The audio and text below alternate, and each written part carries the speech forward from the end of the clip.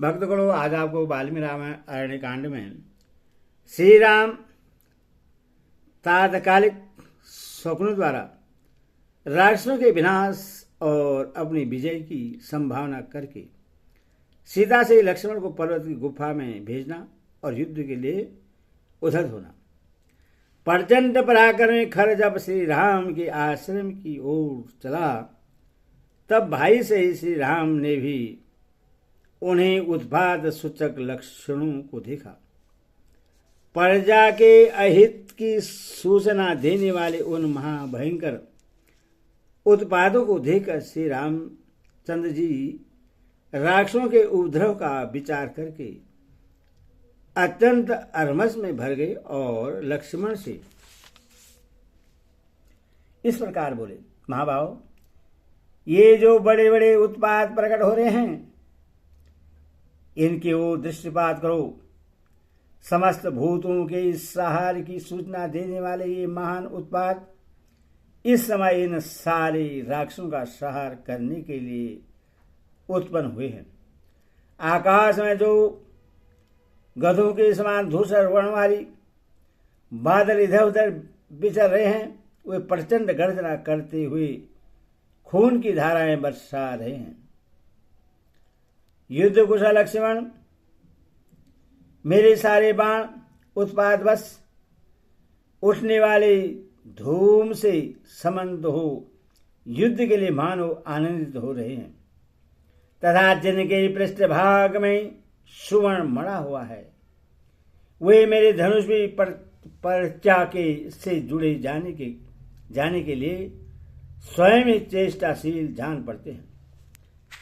यहाँ जैसे जैसे वनचारी पक्षी बोल रहे हैं, उनसे हमारे लिए भविष्यमय अभय की ओर राक्षसों के लिए प्राण संकट की प्राप्ति सूचित हो रही है।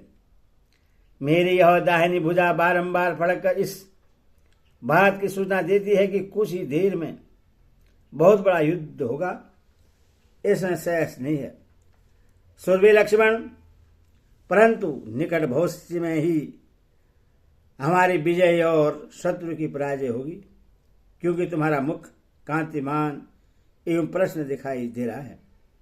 लक्ष्मण, युद्ध के लिए उद्धत होने पर जिनका मुख प्रभाहीन उदास हो जाता है, उसकी आयु नष्ट हो जाती है।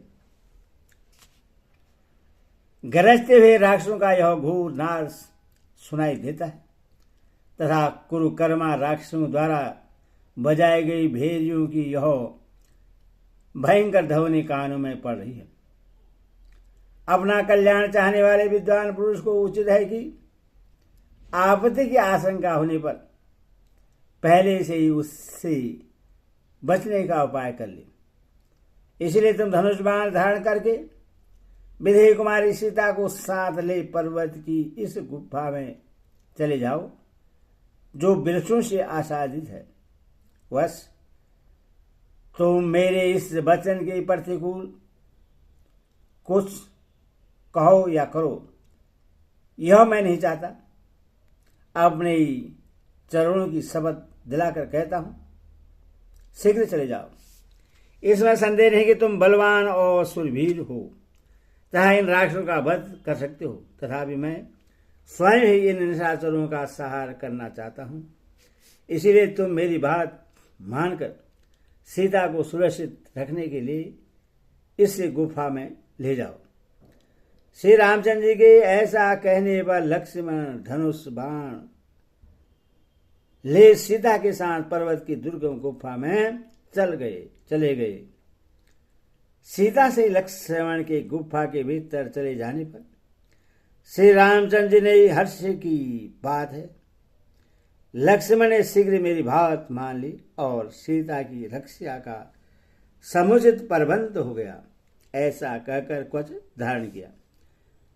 प्रज्वलित आग के समान प्रकाशित होने वाले उस कवच से विभूषित हो श्री राम अंधकार में प्रकट हुए महान अग्निदेव के समान शोभा पाने लगे।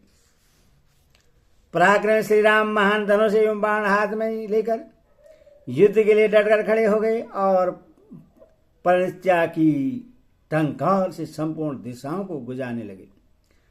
तदंतर श्री राम और राक्षस का युद्ध देखने की इच्छा से देवता, गर्दभ, सिद्ध और चारणी आदि महात्मा वहां एकत्रित हो गए।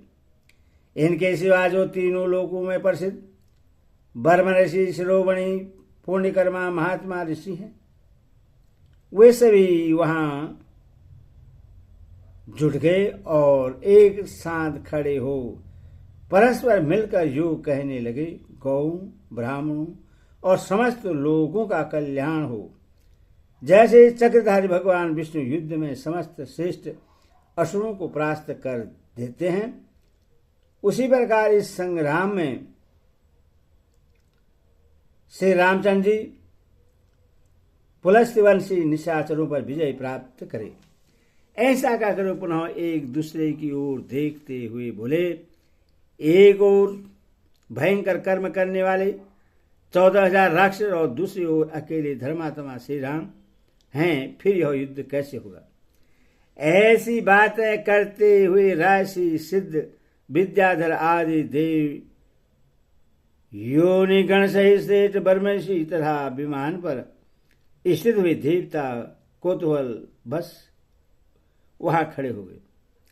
युद्ध के मुहाने पर वैष्णव तेज से अभिविष्ट हुए श्री राम को खड़ा देख उस समय सब प्राणी उनके प्रभाव को न जानने के कारण भय से व्यथित हो उठे। अनायासी महान कर्म करने वाले तथा रोष में भरे हुए महात्मा श्री राम वह रूप कुपित हुए रुद्रदेव के समान तुलना रहित प्रतीत होता था। जब देवता, गर्दभ और चारणी पूर्वोक्त रूप से श्री राम की मंगल कामना कर रहे थे, उसी समय भयंकर ढाल, तलवार आदि आयुधों और ध्वजाओं से उपलक्षित होने वाली निशाचरों की वह सेना गंभीर गर्जना करती हुई चारों ओर से श्री राम जी के पास आ पहुंची। वे राक्षस अनेक विरोचित वार्तालाप करते युद्ध का ढंग बतलाने के लिए एक दूसरे के सामने जाते, धनुषों को खींचकर उनके टंकार फैलाते, बारंबार मंदमत्त होकर उछलते, जोर जोर से गर्जना करते और नगाड़े फिरते थे। उनका यह अत्यंत तुमुल नाद उस वन में सब ओर गूंजने लगा। उस शब्द से डरे हुए वनचारी हिंसक जंतु उस वन में गए जहां किसी प्रकार का कोलाहल नहीं सुनाई पड़ता था। वे वन जंतु भय के मारे पीछे फिरकर देखते भी नहीं थे। यह सेना बड़े वेग से श्री राम की ओर चली। उसमें नाना प्रकार के आयुध धारण करने वाले सैनिक थे। वह समुद्र के समान गंभीर दिखाई देती थी। युद्ध कला के विद्वान श्री रामचंद्र जी ने भी चारों ओर दृष्टिपात करते हुए खर की सेना का निरीक्षण किया और वे युद्ध के लिए उसके सामने बढ़ गए।